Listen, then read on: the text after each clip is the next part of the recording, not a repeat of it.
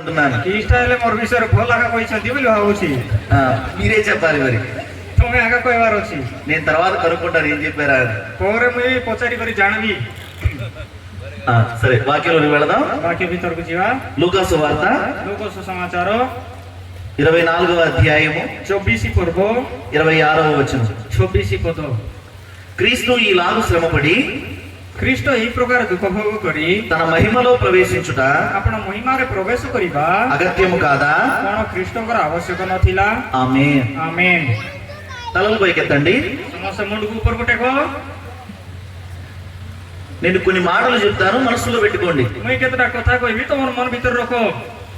గెస్సెమనే అనుభవం లేకుండా కల్వరి లేదు, గెత్సిమని ଅନୁଭବ ନଥାଇ କରି କାଲବରୀ ନାହିଁ, కల్వరి లేకుండా పునరుత్థానము లేదు, କାଲବରୀ ନଥାଇ ପୁନରୁତ୍ଥାନ ନାହିଁ, పునరుత్థానము లేకుండా ఆరోహణము లేదు. ପୁନରୁତ୍ଥାନ ନଥିଲେ ଆରୋହଣ ନାହିଁ। మనలో ఎవరైనా సరే ଆମମାନଙ୍କର ମଧ୍ୟରେ କେହି ମଧ୍ୟ ହେଉ గెస్సెమనే అనుభవం గుండా కల్వరి వరకు వెళ్ళాలి. గెత్సిమని ଅନୁଭବ ଦେଇକରି ଆମମାନେ କାଲବରୀ ନିକଟକୁ ଯିବାର ଅଛି। ఆ కల్వరి అనుభవంలో గుండా ସେ କାଲବରୀ ଅନୁଭବ ମଧ୍ୟରୁ పునరుత్థానము చెందాలి. ପୁନରୁତ୍ଥାନ ହେବାର ଅଛି। ఆ పునరుత్థాన అనుభవంలో నుండి ఆరోహణము చెందాలి. ଆଉ ସେ ପୁନରୁତ୍ଥାନର ଅନୁଭବ ଦେଇକରି ଆମମାନେ ଆରୋହଣ ହେବାର ଅଛି। ఎక్కడా కూడా మనం ଯେକୌଣସି ଜାଗାରେ ଆମେମାନେ ఏ దశను కూడా మనం ଆଉ ଗୋଟେ ଦଶମ ଅଂଶ ମଧ୍ୟ ଆମମାନେ విడిచిపెట్టడానికి వీల్లేదు. ଆଉ ଛାଡବାକୁ ହେବ ନାହିଁ। కాబట్టి ఈ మాటలు మనసులో పెట్టుకోండి. ସେଥିପାଇଁ ଏ କଥା ଗୁଡାକ ତମର ମନ ଭିତରେ ରଖ। వాక్యంలో పెడదాం చూడండి. ବାକ୍ୟ ଭିତରକୁ ଯିବା। క్రీస్తు ఈలాగు శ్రమపడి ଖ୍ରୀଷ୍ଟ ଏ ପ୍ରକାର କ୍ଲେଶ ଭୋଗ କରି ఎలాగు శ్రమ పడ్డాడు କି ପ୍ରକାର କ୍ଲେଶ ଭୋଗ କରିଲେ అన్నది మొదటి ధ్యానం అయితే, ଏଇଟା ଯଦି ପ୍ରଥମ ଧ୍ୟାନ ଅଂଶ ହେଲେ అలా శ్రమ పడిన తర్వాతనే మహిమలో ప్రవేశించాడట. ସେ ପ୍ରକାର କ୍ଲେଶ ଭୋଗ କରଲା ଉଧାରେ ଏକ ମହିମାରେ ପ୍ରବେଶ କରିଲେ। ପୁଣି ఎవరైనా సరే ఎప్పుడు మహిమపరచబడతారో తెలుసా? ଯେ କେହି ହେଲେ ମଧ୍ୟ କେବେ ମହିମାନ୍విତ ହେବ ଜାଣିଛ କି?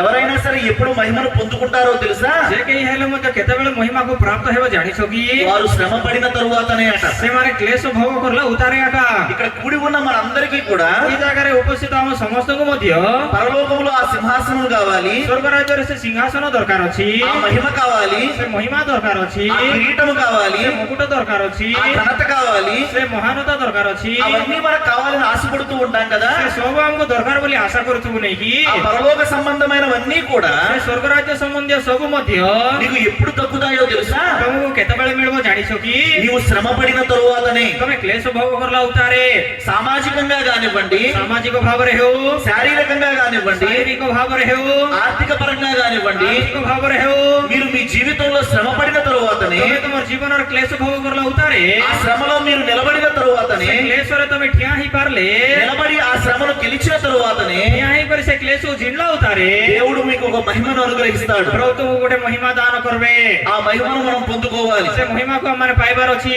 మహిమలో నుండి అధిక మహిమలోనికి మనము ମହିମା ଠାରୁ ଅଧିକ మహిమాకు ଆମେ ମାନେ ఎదుగుతూ ప్రయాణం చేయాలి. ବଢି ବଢି କରି ଯାତ୍ରା କରିବାର ଅଛି। సరిగ్గా యేసయ్య ఏ విధంగానైతే ଠିକ ପ୍ରଭୁ ଯୀଶୁ ମଧ୍ୟ କୋଉ ପ୍ରକାର ଗଲେ, గెత్సెమనే తోటలోనికి వెళ్ళాడు, గెత్సేమనీ ବଗିଚାରେ ଗଲେ, మహిమను పొందుకున్నాడు, మహిమା ପାଇଲେ, అక్కడ నుండి కల్వరికి వెళ్ళాడు, ସେ ଜାଗାଠାରୁ କାଲବରୀକୁ ଗଲେ, అక్కడ మరింత మహిమను పొందుకున్నాడు, ସେ ଜାଗାରେ ଆଉ ଅଧିକ మహిమା ପାଇଲେ, అక్కడ నుండి పునరుత్థానం చెందాడు, ସେଠାରୁ పునరుత్థాନ ହେଲେ, అక్కడ మరింత మహిమను పొందుకున్నాడు, ସେଠାରୁ ଆଉ ଅଧିକ మహిమା ପାଇଲେ, ఆ మహిమతో ସେ ମହିମା ସହିତ ఆరోహణమై వెళ్ళిపోయాడు. ଆରୋହଣ ହେଇ ଚାଲିଗଲେ। ఆయనకైనా ତାଙ୍କୁ ହେଉ, యేసయ్యకైనా ଯୀଶୁଙ୍କୁ ହେଉ, మనకైనా సరే ଆମମାନଙ୍କୁ ହେଉ, ఈ ప్రాసెస్, ఈ క్రమం ఒకటే. ଏ କ୍ରମାବଳୀ ବୋଲଟା ଗୋଟେ। మనము కూడా అదే క్రమంలో అదే దారిలో వెళ్ళాలి. ଆମେମାନେ ମଧ୍ୟ ସେଇ କ୍ରମାଙ୍କରେ ସେଇ ରାସ୍ତାରେ ଯିବାର ଅଛି। మనము కూడా ఈ గెత్సెమనే దారిలోనే వెళ్ళాలి, ଆମମାନେ ମଧ୍ୟ ଗେତ୍ସିମନୀ ରାସ୍ତାରେ ଯିବାର ଅଛି, కల్వరి దారిలోనే వెళ్ళాలి, କାଲବରୀ ରାସ୍ତାରେ ଯିବାର ଅଛି, పునరుత్థాన దారిలో వెళ్ళాలి. ପୁନରୁତ୍ଥାନର ରାସ୍ତାରେ ଯିବାର ଅଛି। అప్పుడే మనం రాకడలో ఎత్తబడగలం. ସେତେବେଳେ ଆମମାନେ ଆଗମନରେ ନୀତ ହେଇପାରିବୁ। అప్పుడే మన కొరకు ఒక మహిమ మేఘం రావస్తుంది. ସେତେବେଳେ ଆମମାନଙ୍କ ନିମନ୍ତେ ମହିମାର ମେଘ ଆସିବ। ఆ మేఘములో మనం ఆరోహణం అవుతాం. ମେଘରେ ଆମମାନେ ଆରୋହଣ ହେବୁ। కాబట్టి యేసయ్య ఏ విధంగా ప్రయాణించాడో చూడండి. ସେଥିପାଇଁ ପ୍ରଭୁ ଯୀଶୁ କି ପ୍ରକାର ଯାତ୍ରା କରିଲେ ଦେଖନ୍ତୁ। ఆయన ఏ విధంగా శ్రమ పడ్డాడో ఒకసారి చూద్దాం. କି ପ୍ରକାର କ୍ଲେଶ ଭୋଗ କରିଲେ ଦେଖନ୍ତୁ। ఆ శ్రమల మార్గాన్ని ఒకసారి ధ్యానం చేద్దాం. ସେ କ୍ଲେଶର ମାର୍ଗକୁ ଥରେ ଆମେ ଧ୍ୟାନ କରିବା। సమయం తక్కువగా ఉంది కనుక ସମୟ ଅଳ୍ପ ଅଛି, ସେଥିପାଇଁ ఎక్స్ప్రెస్ ట్రైన్ లాగా పరిగెట్టడానికి ప్రయత్నం చేద్దాం. ଏକ୍ସପ୍ରେସ୍ ଟ୍ରେନ୍ ପରି ଦୌଡ଼ିବା ପାଇଁ ଆମେ ଚେଷ୍ଟା କରିବା। త్వరగా చూడండి 4 మాటలు. ଶୀଘ୍ର ଶୀଘ୍ର 4ଟା କଥା ତୁମେ ସମସ୍ତେ ଦେଖନ୍ତୁ। మత్తయి సువార్త ମାଥ୍ୟୁ ସୁସମାଚାର 26వ అధ్యాయము 26 ପର୍ବ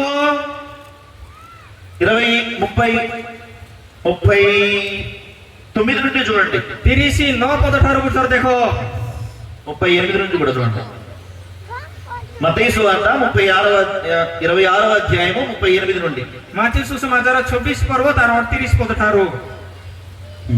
అప్పుడు యేసు ସେତେବେଳେ ଯୀଶୁ మరణమగునంతగా ଆଉ ମରଣ ମୃତ୍ୟୁ ଭୋଗ କରିବା ପରି నా ప్రాణము బహు దుఃఖములో మునిగి ఉన్నది, ମୋର ପ୍ରାଣ ଅତ୍ୟନ୍ତ ଶୋକାକୁଳ ହେଉଅଛି ବୋଲି మీరు ఇక్కడ నిలిచి ତୁମେମାନେ ଏଠାରେ ରହି నాతో కూడా మెలకుగా ఉండుడని ମୋ ସାଙ୍ଗରେ ଜାଗି ରହି వారితో చెప్పి ଜାଗିଥାଅ ବୋଲି ସେମାନଙ୍କୁ କହି కొంత దూరము వెళ్ళి ସେ ଅଳ୍ପ ଦୂର ଆଗକୁ ଯାଇ సాగిలపడి, ଉବୁଡ ହୋଇ నా తండ్రి ମୋ ପିତା సాధ్యమైతే ଯଦି ହୋଇପାରେ ఈ గిన్నె ତେବେ ଏହି ପାନ నా యొద్ద ପାତ୍ର నుండి ମୋ ଠାରୁ తొలగించుమని ଦୂର ହେଉ ବୋଲି తొలగిపోనిమ్ము. ଆଉ ଦୂର ହେଉ, అయినను ତଥାପି నా ఇష్ట ప్రకారము కాదు, ମୋର ଇଚ୍ଛା ନୁହେଁ నీ చిత్త ప్రకారమే. ମାତ୍ର ତୁମର ଇଚ୍ଛା. తలలు పైకెత్తండి. ସମସ୍ତେ ମୁଣ୍ଡ ଉପରକୁ ଟେକ. ప్రభువు తన 12 మంది శిష్యుల్లో ముగ్గురిని వెంట పెట్టుకుని ପ୍ରଭୁ ତାଙ୍କର 12 ଜଣ ଶିଷ୍ୟମାନଙ୍କ ମଧ୍ୟରୁ 3 ଜଣଙ୍କୁ ନେଇ గెస్సెమనే తోటలోనికి ప్రవేశించాడు. ଗେତ୍ସେମାନି ବଗିଚା ଭିତରକୁ ପ୍ରବେଶ କଲେ. ఆ ముగ్గురు శిష్యులను కొంత దూరంలోనే ఉండమని చెప్పి ଆଉ ସେ 3ଟା ଶିଷ୍ୟମାନଙ୍କୁ କିଛି ଦୂରରେ ଥାଅ ବୋଲି କରି କହି ఆయన కొంచెం ముందుకు వెళ్ళి ସେ କିଛି ଦୂର ଆଗକୁ ଯାଇ మోకరించి తండ్రిని ప్రార్థిస్తూ ఉన్నాడు. ଆଣ୍ଠୁପାତି ପିତାଙ୍କ ନିକଟରେ ପ୍ରାର୍ଥନା କରୁଛନ୍ତି. ఒకసారి మీరు ఆ ప్రార్థన తీరును గమనించండి. ଥରେ ସେ ପ୍ରାର୍ଥନା କି ପ୍ରକାର କରୁଛନ୍ତି ଗୋଟେ ଥର ଦେଖ. యేసయ్య ఏ విధంగా ప్రార్థిస్తున్నాడో ఒకసారి చూడండి. ପ୍ରଭୁ ଯୀଶୁ କି ପ୍ରକାର ପ୍ରାର୍ଥନା କରୁଛନ୍ତି ଗୋଟେ ଥର ଦେଖ. ఆ ప్రార్థనలో ఒకే ఒక అంశం మనకు కనబడుతుంది, ସେ ପ୍ରାର୍ଥନା ଗୋଟେ ମାତ୍ର ଅଂଶ ଆମମାନଙ୍କୁ ଦେଖାଯାଉଛି. వేరొక ఏ అంశము కూడా మనకు కనబడదు. ଆଉ ଅନ୍ୟ କୌଣସି ଅଂଶ ଦେଖାଯାଉ ନାହିଁ. చేసిన ప్రార్థననే మరలా మరలా మరలా చేస్తూ ఉన్నాడు. ଗର୍ଭ ପ୍ରାର୍ଥନାକୁ ଆଗ ପୁନର୍ବାର କରୁଛନ୍ତି. తండ్రి నీ చిత్తమైతే ఈ గిన్నె నా యొద్ద నుండి తొలగించు అన్న ఒక ప్రార్థనే చేస్తూ ఉన్నాడు. ପ୍ରଭୁ ଯଦି ହୋଇପାରେ ତ ଏଇ ପାନ ପାତ୍ର ଦୂର କର ବୋଲି କରି ସେ ଗୋଟେ ପ୍ରାର୍ଥନା କରୁଛନ୍ତି. మన దైనందిన జీవితంలో మనం కూడా ప్రార్థన చేస్తూ ఉంటాం కదా. ଆମମାନଙ୍କର ଦୈନନ୍ଦିନ ଜୀବନରେ ଆମ ମଧ୍ୟ ପ୍ରାର୍ଥନା କରୁଥିବୁ ନାଇଁ କି? కొన్నిసార్లు అత్యధిక సమయము సుదీర్ఘ సమయము ప్రార్థనలో గడుపుతూ ఉంటాం కదా. କେବେ କେବେ ଆମମାନେ ଅଧିକ ସମୟ ଦୀର୍ଘକାଳ ସମୟ ପ୍ରାର୍ଥନାରେ ବିତାଇବା ସମୟରେ మనం ఏమనుకుంటామంటే ଆମମାନେ କଣ ବୋଲି ଭାବୁ ଗଲେ సుదీర్ఘ సమయం ప్రార్థనలో గడపాలి అంటే ଆମମାନେ ଅଧିକ ସମୟ ପ୍ରାର୍ଥନାରେ ବିତାଇବାର ଅଛି ଗଲେ ఇదే విధంగా మాట్లాడుతూ ఉండాలి అనుకుంటాం. ଆଉ ସଦାବେଳେ ଆମମାନେ ଅଧିକ କଥା ହଉଥିବାର ଅଛି ବୋଲି ଭାବୁ. అది చాలా తప్పు. ସେଟା ବହୁତ ଭୁଲ. నువ్వు దేవుని సన్నిధిలో ఉన్నప్పుడు, ତମେ ପ୍ରଭୁଙ୍କର ସାନ୍ନିଧ୍ୟରେ ଥିବା ସମୟରେ, ప్రార్థించేటప్పుడు ତମେ ପ୍ରାର୍ଥନା କରିବା ସମୟରେ నీ పెదవులు ఎక్కువగా మాట్లాడటానికి వీల్లేదు. ତୁମର ଓଠ ଅଧିକ କଥା ହେବା ପାଇଁ ଯେ କିଛି କାମ ନାହିଁ. నీ హృదయం ఎక్కువగా మాట్లాడాలి. ତମର ହୃଦୟ ଅଧିକ କଥା ହେବାର ଅଛି. నీ ఆత్మ ఎక్కువగా అంగలార్చాలి. ତମର ଆତ୍ମା ଅଧିକ ରୋଦନ କରିବାର ଅଛି. మత్తయి సువార్త 6వ అధ్యాయంలో ମାଥ୍ୟୁ ସୁସମାଚାର 6 ପର୍ବରେ ప్రభు ప్రార్థనా జీవితం గురించి మాట్లాడుతూ అంటారు. ପ୍ରଭୁ ପ୍ରାର୍ଥନାମୟ ଜୀବନ ବିଷୟରେ କହୁଛନ୍ତି. అన్యులైన వారట ବିଜାତୀୟ ମାନେ వాళ్ళు ఎక్కువగా మాట్లాడితేనట ସେମାନେ ଅଧିକ କହିଲେ ପୁଣି దేవునికి ఎక్కువగా వినపడుతుంది అనుకుంటారట. ପ୍ରଭୁଙ୍କୁ ଅଧିକ ଶୁଭାଯିବ ବୋଲି କରି ଭାବେ ପୁଣି దేవుడు చక్కగా వింటాడు అనుకుంటారట. ସେ ପ୍ରଭୁ ଭଲ ଭାବରେ ଶୁଣିବେ ବୋଲି କରି ଭାବେ ପୁଣି నా బిడ్డలైన మీరందరూ అలా అనుకోవద్దు అంటూ ମୋର మాట్లాడుతున్నారు. ସନ୍ତାନ ହେଇଥିବା ତୁମେ ସମସ୍ତେ ఈ ପ୍ରକାର ଭାବ ନାହିଁ ବୋଲି କହୁଛନ୍ତି. యేసయ్య చేస్తున్న ప్రార్థన కూడా అలాంటిదే. ପ୍ରଭୁ ଯୀଶୁଙ୍କର ପ୍ରାର୍ଥନା ମଧ୍ୟ ସେଇ ପ୍ରକାରେ. ఆ రాత్రి సుదీర్ఘ సమయం ప్రార్థనలో గడుపుతూ ఉన్నాడు. ସେ ରାତ୍ରି କାଳ ସମୟରେ ଅଧିକ ସମୟ ପ୍ରାର୍ଥନାରେ ବିତାଉଛନ୍ତି. ఒకే ఒక ప్రార్థనాంశాన్ని ఎత్తి పట్టుకుని ప్రార్థన చేస్తూ ఉన్నాడు. କେବଳ ଏକମାତ୍ର ପ୍ରାର୍ଥନାକୁ ସେ କରୁଛନ୍ତି. తండ్రి చిత్తమైతే ఈ గిన్నె నా యొద్ద నుండి తొలగించుకుంటూ ପିତା ప్రార్థన ତମର ଇଚ୍ଛା చేస్తున్నాడు. ହେଲେ ପାନ ପାତ୍ରକୁ ଦୂର କର ବୋଲି କରି ପ୍ରାର୍ଥନା କରୁଛନ୍ତି. ఆ సమయంలో ఆయన మనస్సు ఎలా ఉందో తెలుసా? ସେ ସମୟରେ ତାଙ୍କର ମନ କି ପ୍ରକାର ଅଛି ଜାଣିଛନ୍ତି କି?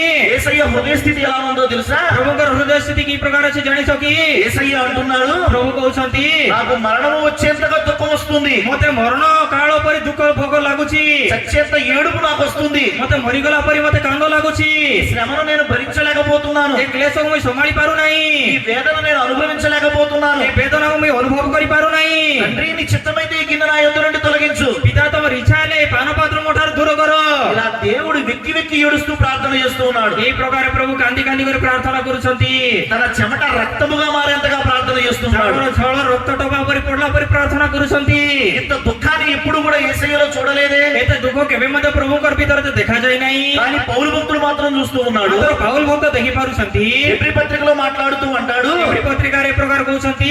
యేసయ్య సేవ చేసిన దినాలలో అట ପ୍ରଭୁ ଯୀଶୁ ସେବା କଲା ଦିନରେ ପୁଣି మహారోదనముతోను ମହାରୋଦନ ସହିତ కన్నీళ్లతోను ଅଶ୍ରୁ ଜଳ ସହିତ తండ్రిని వేడుకున్నాడట. ପିତାଙ୍କୁ ନିବେଦନ କରୁଛନ୍ତି. సరిగ్గా యేసయ్య అలాగే ହେଲେ ପ୍ରଭୁ ଯୀଶୁ ମଧ୍ୟ ସେଇ ପ୍ରକାରେ కన్నీటితో యేసయ్య తండ్రిని వేడుకుంటూ ఉన్నాడు. ଆଉ ଅଶ୍ରୁ ଜଳ ସହିତ ପିତାଙ୍କୁ ଅନୁରୋଧ କରୁଛନ୍ତି. ఒకే ఒక ప్రార్థన, ଆଉ ଏକମାତ୍ର ପ୍ରାର୍ଥନା, తండ్రి ఈ గిన్నె నా యొద్ద నుండి తొలగించు. ପିତା ଏ ପାନ ପାତ୍ର ମୋ ଠାରୁ ଦୂର କର.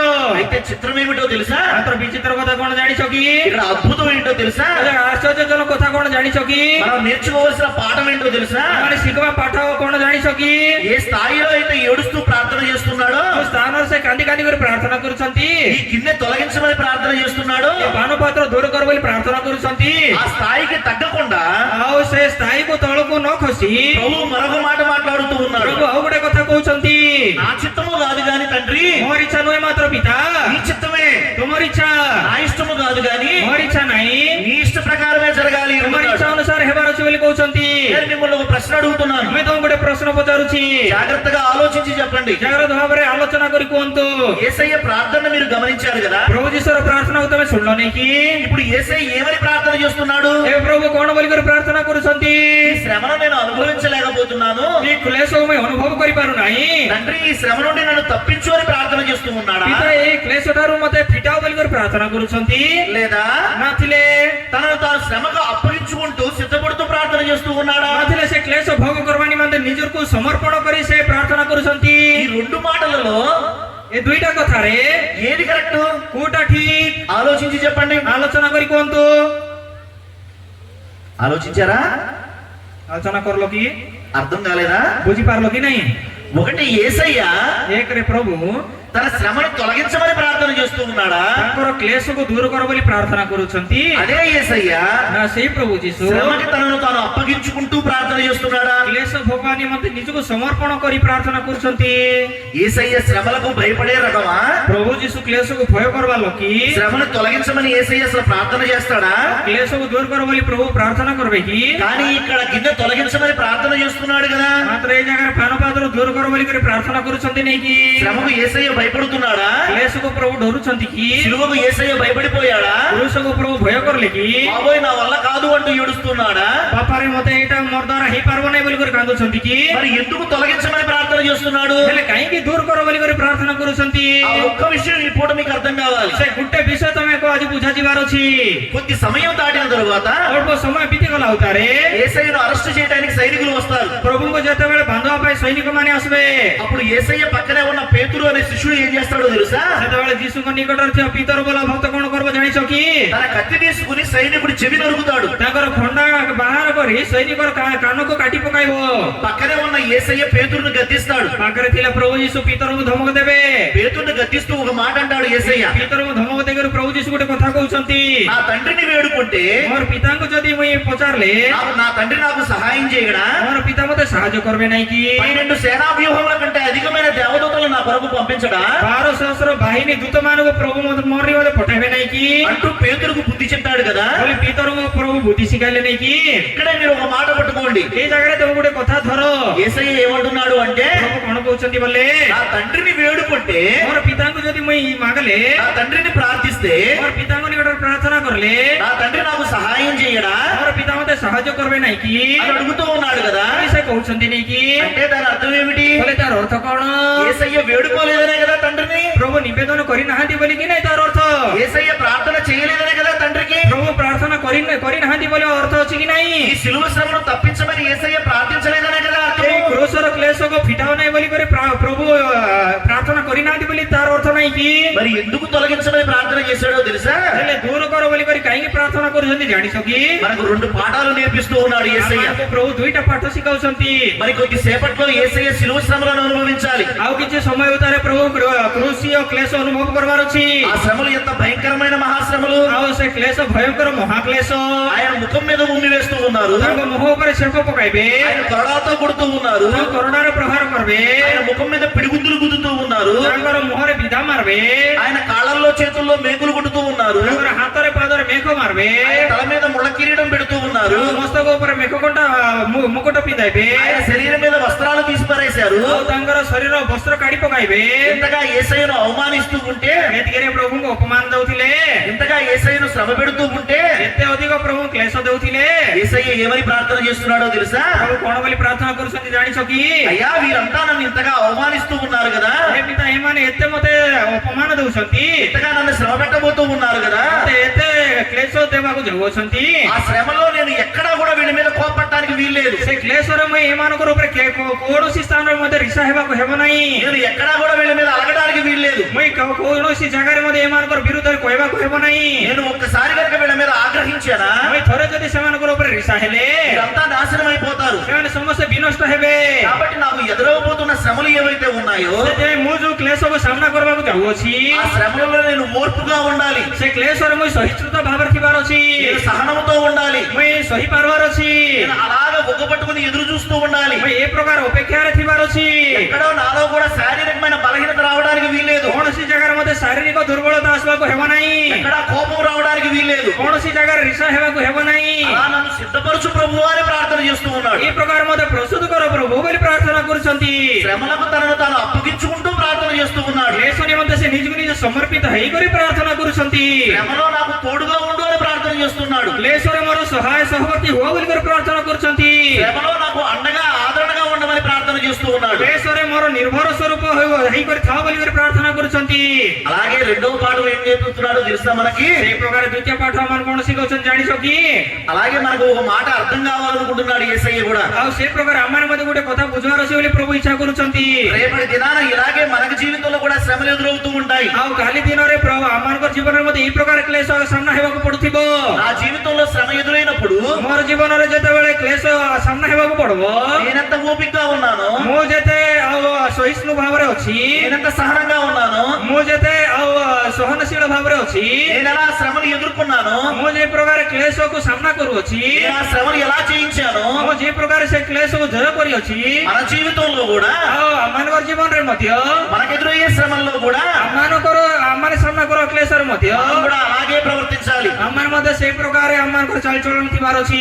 మనకు ఇష్టం లేని శ్రమ వచ్చినా, ଆମମାନଙ୍କୁ ଇଚ୍ଛା ନ ଲାଗିବା କ୍ଲେଶ ଆସିଲେ ମଧ୍ୟ, మనము అనుభవించలేనంత శ్రమ వచ్చినా, ଆମେ ଅନୁଭବ କରି ନ ପାରୁଥିବା କ୍ଲେଶ ଆସିଲେ ମଧ୍ୟ అది తండ్రి చిత్తాన్ని బట్టి వచ్చింది కనుక ଈଶ୍ୱରଙ୍କର ଇଚ୍ଛା ଦ୍ୱାରା ଆସିବା ଯୋଗୁଁ మనల్ని మనం తండ్రి చిత్తానికి అప్పగించుకుని ଆମେ ନିଜକୁ ନିଜ ପ୍ରଭୁଙ୍କର ଇଚ୍ଛା ନିମନ୍ତେ ସମର୍ପିତ ହୋଇ ఆ శ్రమను అంగీకరించాలి. ସେ କ୍ଲେଶକୁ ଆମମାନେ ଗ୍ରହଣ କରିବାର ଅଛି। ఆ శ్రమలో మనం సహించాలి. ସେ କ୍ଲେଶକୁ ଆମମାନେ ସହିଷ୍ଣୁ ହେବାର ଅଛି। ఆ శ్రమలో కొంతకాలం ఉండడానికి మనం ఇష్టపడాలి. ସେ କ୍ଲେଶରେ ଆମମାନେ କିଛି କାଳ ଥିବା ପାଇଁ ଇଚ୍ଛା କରିବାର ଅଛି। అంతేగాని କେବଳ ସେତିକି ଆକାଶିନା అమాయక ప్రజలు ప్రార్థన చేస్తున్నట్లుగా, ଆମମାନେ ସାଧାରଣ ଲୋକମାନେ ପ୍ରାର୍ଥନା କଲା ପରି, లేత విశ్వాసులు ప్రార్థన చేస్తున్నట్లుగా, ଆମମାନେ କୋମଳ ବିଶ୍ୱାସ ଦ୍ୱାରା ପ୍ରାର୍ଥନା କଲା ପରି, నామకార్థ క్రైస్తవులు ప్రార్థన చేస్తున్నట్లుగా ନାମଧାରୀ ଖ୍ରୀଷ୍ଟିଆନ ମାନେ ପ୍ରାର୍ଥନା କଲା పరి బైబిల్ మిషన్ విశ్వాసులైన మీరు ప్రార్థన చేయకండి. ବାଇବଲ ମିଶନର ବିଶ୍ୱାସୀ ଭାବରେ ତମେ ପ୍ରାର୍ଥନା କର। ఏమనో తెలుసా? ଆଉ କଣ ବୋଲି ପ୍ରାର୍ଥନା କରିବାର ଜାଣିଛ କି? మిగిలిన సంఘాల విశ్వాసులైతే ఏమని ప్రార్థన చేస్తారో తెలుసా? ଆଉ ବଳକା ଥିବା ମଣ୍ଡଳୀର ବିଶ୍ୱାସୀ ମାନେ କଣ ବୋଲି ପ୍ରାର୍ଥନା କରିବେ ଜାଣିଛ କି? వాళ్ళు శ్రమ రాగానే ସେମାନଙ୍କୁ କ୍ଲେଶ ଆସିଲା ସାଙ୍ଗେ ସାଙ୍ଗେ తండ్రి ఈ శ్రమ నుండి మమ్మల్ని తొలగించు అని ప్రార్థన, ఈ శ్రమను తొలగించు అని ప్రార్థన చేస్తారు. ପିତା ଏ କ୍ଲେଶ ଠାରୁ ମୋତେ ଦୂର କର ବୋଲି କରି ସେମାନେ ପ୍ରାର୍ଥନା କରିବେ।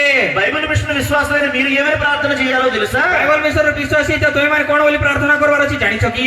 శ్రమను తొలగించు అని ప్రార్థన చేయకూడదు. କ୍ଲେଶକୁ ଦୂର କର ବୋଲି ପ୍ରାର୍ଥନା କରିବାର ନାହିଁ। ప్రభువా నేను ఈ శ్రమను అనుభవించాలి, ପ୍ରଭୁ ମୁଁ ଏ କ୍ଲେଶ ଅନୁଭବ କରିବାର ଅଛି। కొంతకాలం నేను ఈ శ్రమలో ఉండాలి, କିଛି କାଳ ମୁଁ ଏ କ୍ଲେଶରେ ଥିବାର ଅଛି। ఆ తరువాత ఈ శ్రమను నేను జయించాలి, ତା ଉତାର ମୁଁ ଏ କ୍ଲେଶକୁ ଜିଣିବାର ଅଛି। తద్వారా ఈ శ్రమ నాకు తీసుకొచ్చిన బహుమానాలు నేను పొందుకోవాలి. తద్వారా క్లేశ ମୋର ନିମନ୍ତେ ଯୋଉ ପୁରସ୍କାର ଆଣବ ସେ ପୁରସ୍କାର ଆମମାନେ ପାଇବାର ଅଛି। అది మీరు చేయాల్సిన ప్రార్థన. ତମେ କର ପ୍ରାର୍ଥନା ଏଇ ପ୍ରକାର ଥିବାର ଅଛି। ఆ స్థితికి మీరు ఎదిగేటట్లుగా ଏ ସ୍ଥିତିକୁ ତମେ ବଢିଲା ପରି దేవుడు మనకి ఈ పాఠం నేర్పిస్తూ ఉన్నాడు, ପ୍ରଭୁ ଆମମାନଙ୍କୁ ଏ ପାଠ ଶିଖାଉଛନ୍ତି, ప్రార్థన నేర్పిస్తూ ఉన్నాడు. ପ୍ରାର୍ଥନା ଶିଖାଉଛନ୍ତି।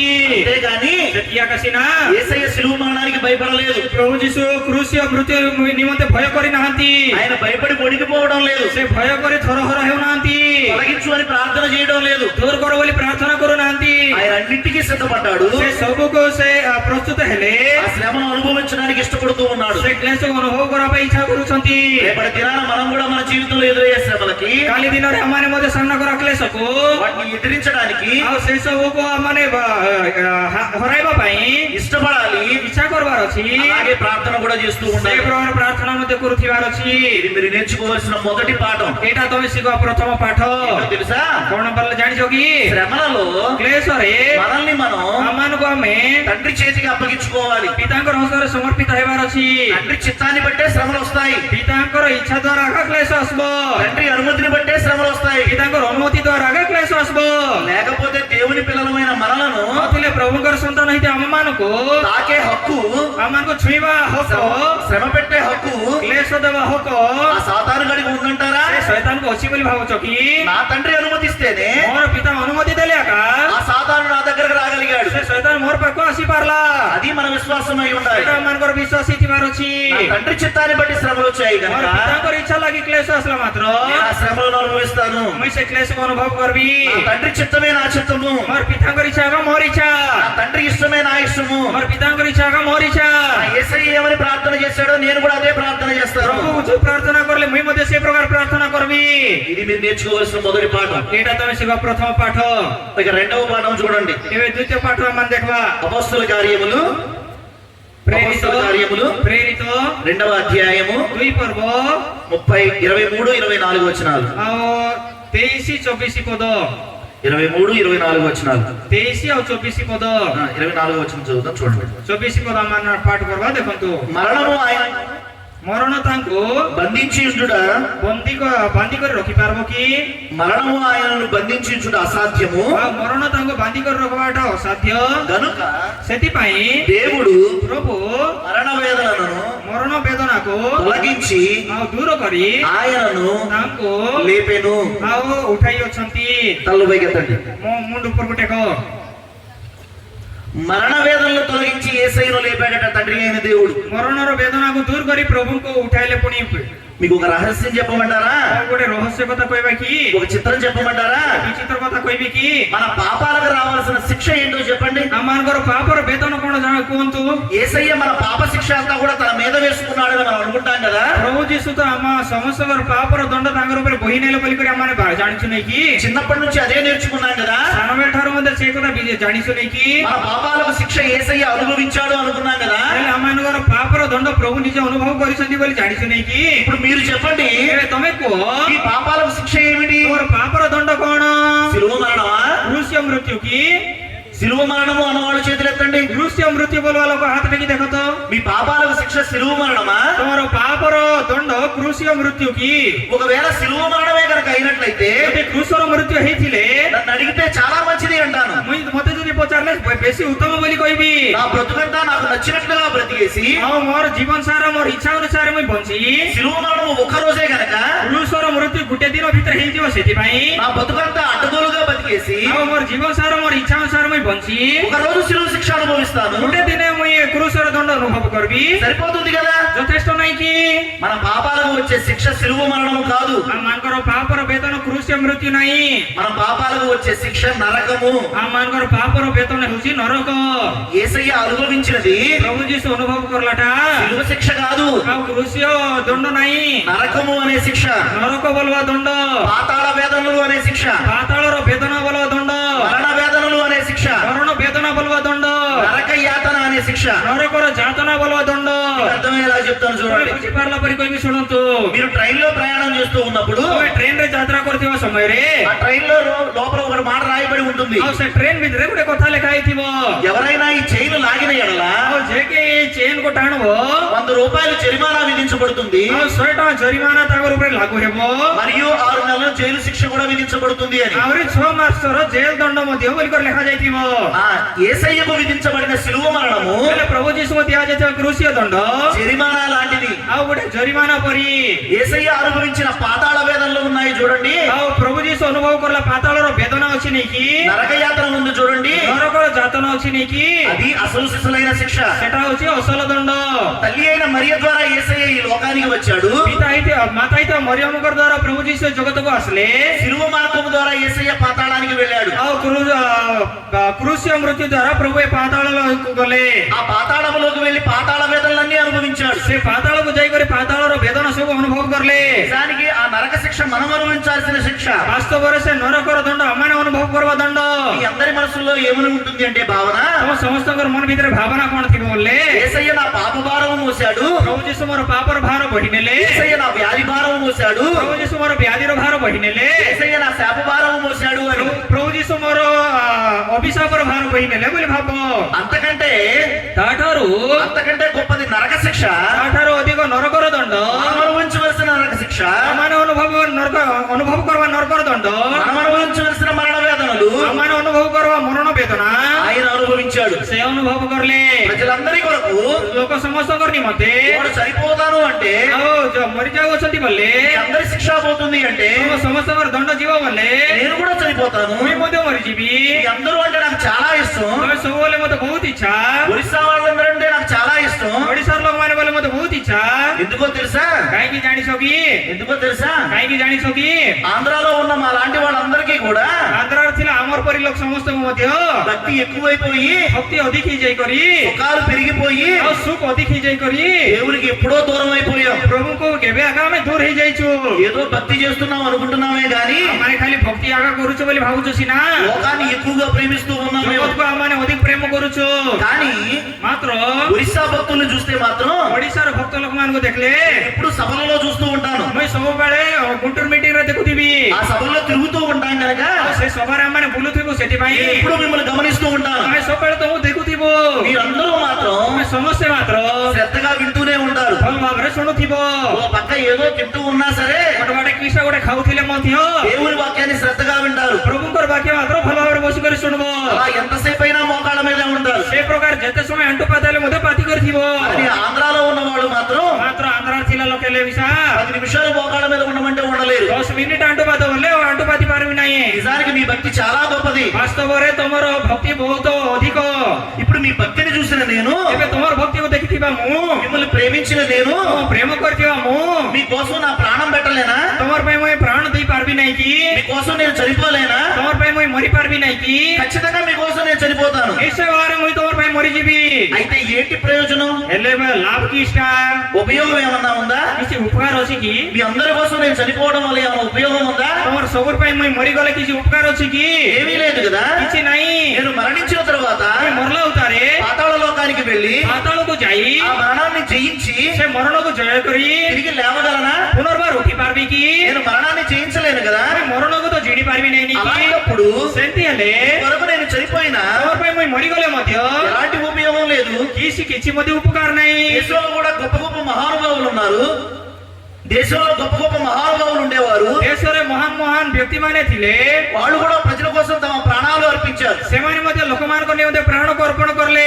కొన్ని వందల సంవత్సరాలు వెనక్కి వెళితే ଏତେ ଶହେ ବର୍ଷ ପୂର୍ବକୁ ଆମମାନେ ଗଲେ దేశభక్తులు కూడా ఉండేవారు కదా. ଦେଶଭକ୍ତ ଲୋକମାନେ ମଧ୍ୟ ଆମଙ୍କର ଦେଶରେ ଥିଲେ. దేశం కోసం వాళ్ళు కూడా ప్రాణాలు అర్పించారు. ଦେଶ ପାଇଁ ସେମାନେ ମଧ୍ୟ ପ୍ରାଣ ଅର୍ପଣ କଲେ. కానీ ఏంటి ప్రయోజనం? ମାତ୍ର ଲାଭ କଣ?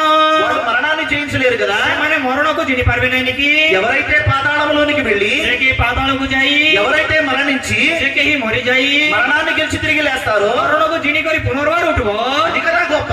ସେଟା ମହାନ ନାହିଁ କି? వాళ్ళు కదా గొప్ప. ସେମାନେ ମହାନ ନୁହନ୍ତି କି? యేసుక్రీస్తు ప్రభువుల వారు ପ୍ରଭୁ ଯୀଶୁ ଖ୍ରୀଷ୍ଟ అందరి కొరకు మరణించి ଆମ ସମସ୍ତଙ୍କ నిମନ୍ତେ ମରିଯାଇ పాతాళ లోకానికి వెళ్ళి ପାତାଳକୁ ଯାଇ ఆ పాతాళ వేదనలు అనుభవించి ସେ ପାତାଳର ବେଦନାକୁ ଅନୁଭବ କରି మరణాన్ని జయించి ମରଣକୁ ଜିଣି తిరిగి పునరుద్ధానుడై లేచాడు. ପୁନର୍ବାର ଉଠିଲେ. ఆయన ప్రథమ ఫలము, ତାଙ୍କର ପ୍ରଥମ ଫଳ, మనము మిగిలిన ఫలాలము. ଆମମାନେ ବଳକା ଥିଲା ଫଳ. ఆ వరుసలో మనం అందరము కూడా ఉన్నాము. ଆଉ ସେ ଧାଡିରେ ଆମେ ସମସ୍ତେ ଅଛୁ. ఆ వరుసలో మీరందరూ కూడా ఉన్నారు. ସେ ଧାଡିରେ ତମେ ସମସ୍ତେ ଅଛ. అది నా విశ్వాసము. ସେଟା ମୋର ବିଶ୍ୱାସ.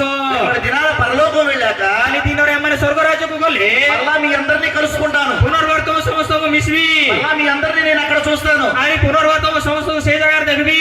అందరినీ నేను అక్కడ గుర్తుపడతాను. ତମ ସମସ୍ତଙ୍କୁ ସେ ଜାଗାରେ ଚିହ୍ନିବି. ఎందుకు చెప్తున్నానో తెలుసా ఈ మాట? କାହିଁକି ମୁଁ ଏଇ କଥା କହୁଛି ଜାଣିଛ କି?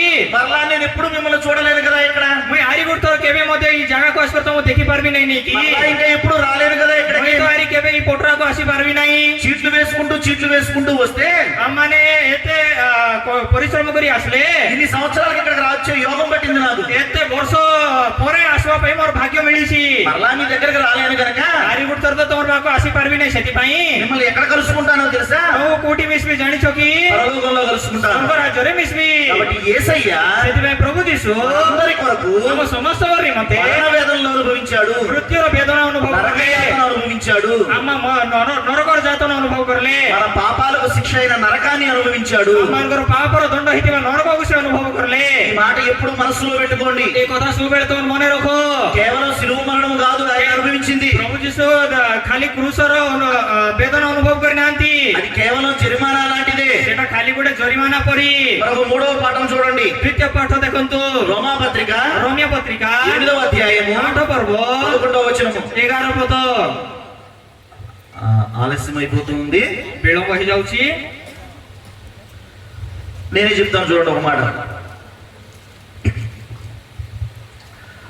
పౌలు భక్తుడు మాట్లాడుతూ అంటాడు, పౌలు భక్త ఏ ప్రకార కହୁଛନ୍ତି, తనకు ఎక్కడ పునరుత్థానం దొరకదు అని భయపడిపోతూ ఉన్నాడు. ଆଉ ସେ ପୁନରୁତ୍ଥାନ ପାଇ ପାରିବେ ନାହିଁ କାହିଁକି ବୋଲିକରି ଡରି ଯାଉଛନ୍ତି। ఫిలిప్పీ పత్రికలో మాట్లాడుతూ అంటాడు, ଫିଲିପିଓ ପତ୍ରିକାରେ ସେ କହୁଛନ୍ତି, ఒక భయంకరమైన మాట మాట్లాడుతూ అంటాడు. ଗୋଟେ ଭୟଙ୍କର କଥା କହୁଛନ୍ତି। ఫిలిప్పీ పత్రిక ଫିଲିପିଓ ପତ୍ରିକା 3వ అధ్యాయము 3 ପର୍ବ 10వ వచనంలో మాట్లాడతాడు. 10 ପଦରେ କହୁଛନ୍ତି, ఇంటికి వెళ్ళాక ఒకసారి చదువుకోండి. ଘରେ ଗଲ ତାର ଭଲ ଭାବରେ ପଢ। ఏమంటాడో తెలుసా? କଣ ବୋଲି କହୁଛନ୍ତି ଜାଣିଛ କି? ఏ విధము చేతనైనను ଆଉ କୌଣସି ପ୍ରକାର ହଉ ఆపు మృతులలో నుండి ମୃତମାନଙ୍କ ମଧ୍ୟରୁ పునరుత్థానము కలగాలని ପୁନରୁତ୍ଥାନ ପ୍ରାପ୍ତ ହୋଇପାରେ ବୋଲି మరణ విషయములో ଆଉ ମୃତ୍ୟୁ ବିଷୟରେ సమాన అనుభవము గలవాడనై ସମାନ ଅନୁଭବୀ ହୋଇ ఆయన శ్రమలలో ତାଙ୍କର పారివాడొకట ఎట్టిదో ଆଉ କି ପ୍ରକାର ଏକ ହୋଇପାରବା ఎరుగు నిమిత్తము ବଢବା ନିମନ୍ତେ సమస్తమును పెంటగా ఎంచుకున్నాను అంటాడు. ଆଉ ସବୁ ବିଷୟକୁ ମନୋନୀତ କରିଅଛି ବୋଲି କହୁଛନ୍ତି। ఒక్క మాటలో ఏం చేస్తాను చూడండి. ଗୋଟେ କଥାରେ କହିଦେବି ଶୁଣନ୍ତୁ। పౌలు భక్తుడు మంచివాడా కాదా? పౌలు భక్తుడు మంచివాడా కాదా? ପାଉଲ ଭକ୍ତ ଭଲ ଲୋକ କି ନାହିଁ? గొప్ప సేవ చేశాడా లేదా? ମହାନ ସେବା କରିଥିଲା କି ନାହିଁ? ఆ సేవలో ఎన్నో శ్రమలు అనుభవించాడా లేదా? ସେ ସେବାରେ ଅନେକ କ୍ଲେଶ ଅନୁଭବ କରିଥିଲା କି ନାହିଁ? ఆ సేవను యేసయ్య మెచ్చుకున్నాడా లేదా? ସେ କ୍ଲେଶକୁ ସେ ସେବାକୁ ପ୍ରଭୁ ଇଚ୍ଛା କରିଲେ କି ନାହିଁ? అలాంటి పౌలు భక్తుడికి ఒక రోజున ఒక అనుమానం వస్తుంది మనసులో. ସେ ପ୍ରକାର ପାଉଲ ଭକ୍ତକୁ ତାର ମନ ଭିତରେ ଗୋଟେ ସନ୍ଦେହ ଲାଗୁଛି। ఏమంటున్నాడో తెలుసా? କଣ ବୋଲି କହୁଛି ଜାଣିଛ କି? ఏ విధము చేతనైనను କୌଣସି ପ୍ରକାର ହଉ ఎలాగైనా సరే ଯେମିତି ହେଲେ ମଧ୍ୟ నేను పునరుత్థానం పొందుకోవాలి అంటున్నాడు. ପୁନରୁତ୍ଥାନ ପ୍ରାପ୍ତ ହେବାର ଅଛି ବୋଲି ଭାବୁଛି। ఇలాంటి గొప్ప భక్తుడికి ଏ ପ୍ରକାର ମହାନ ଭକ୍ତକୁ ఆటోమేటిక్ గా ଅଟୋମେଟିକ ଭାବରେ దేవుడు పునరుత్థానం ఇవ్వలేడా? ପ୍ରଭୁ ପୁନରୁତ୍ଥାନ ଦେଇପାରିବେ ନାହିଁ କି? పునరుత్థాన అనుభవంలోకి తీసుకువెళ్ళలేడా? ପୁନରୁତ୍ଥାନର ଅନୁଭବକୁ ନେଇପାରିବେ ନାହିଁ କି? ఏది కూడా ఈజీగా రాదట మనకి. କିଛି ମଧ୍ୟ ସହଜ ଭାବରେ ଆସିବ ନାହିଁ ଆମକୁ। ఎవరైనా సరే కష్టపడాల్సిందే. ଏ ହେଲେ ମଧ୍ୟ କଷ୍ଟ ପଡବାର ଅଛି ଆକା। పౌలు భక్తుడు వెళ్ళిన మార్గం చూడండి. ଆଉ ପାଉଲ ଭକ୍ତ ଲାଗିଥିବା କଥା ଦେଖନ୍ତୁ। ఎలా అయినా సరే నేను పునరుత్థానం చెందాలి, କୌଣସି ପ୍ରକାର ହେଲେ ମଧ୍ୟ ଏଇ పునరుత్ଥାନ ପ୍ରାପ୍ତ ହେବାର ଅଛି। అందుకోసం ఆయన ఏం చేశాడో తెలుసా? ସେଥିପାଇଁ ସେ କଣ କଲେ ଜାଣିଛ କି? యేసయ్యతో సమానంగా, ଆଉ ପ୍ରଭୁଙ୍କର ସହିତ ସମାନ ଭାବରେ యేసయ్య మరణముతో సమానంగా, ପ୍ରଭୁଙ୍କର మృତ୍ୟు ସହିତ యేసయ్య శ్రమలతో సమానంగా ପ୍ରଭୁଙ୍କର କ୍ଲେଶ ସହିତ ఆయన కూడా శ్రమలు పడ్డాడు. ଆଉ ସେ ମଧ୍ୟ କ୍ଲେଶ ଭୋଗ କରିଅଛନ୍ତି। ఇప్పుడు యేసయ్య శ్రమలు అని ఒక తూకం వేస్తే ଏବେ ପ୍ରଭୁଙ୍କର କ୍ଲେଶ ବୋଲବା ତୁଳନା ସହିତ ଆମେ ତୁଳିଲେ, ఆ తూకంలో మరొక వైపు పౌలు శ్రమలు అని తూకం వేస్తే ଆଉ ସେ ତୁଳନା ସହିତ ଆଉ ଗୋଟେ ପାଖରେ ଆମେ ପାଉଲଙ୍କର କ୍ଲେଶକୁ ଆମେ ଦେଖିଲେ, యేసయ్య ఎంతగా శ్రమ పడ్డాడో ପ୍ରଭୁ ଯେତେ କ୍ଲେଶ ଭୋଗ କରିଲେ అంతగా పౌలు భక్తుడు కూడా శ్రమ పడ్డాడట. ସେତେ ପାଉଲ ଭକ୍ତ ମଧ୍ୟ କ୍ଲେଶ ଅନୁଭବ କରିଛନ୍ତି। ପୁଣି మనము కూడా అంతగా శ్రమ పడాలట. ଆମମାନେ ମଧ୍ୟ ସେତେ ଅନୁଭବ କରିବାର ଅଛି। ఈ రోజుల్లో ଆଜି దేవుని సేవకులందరూ కూడా ପ୍ରଭୁଙ୍କ ଦାସ ମାନେ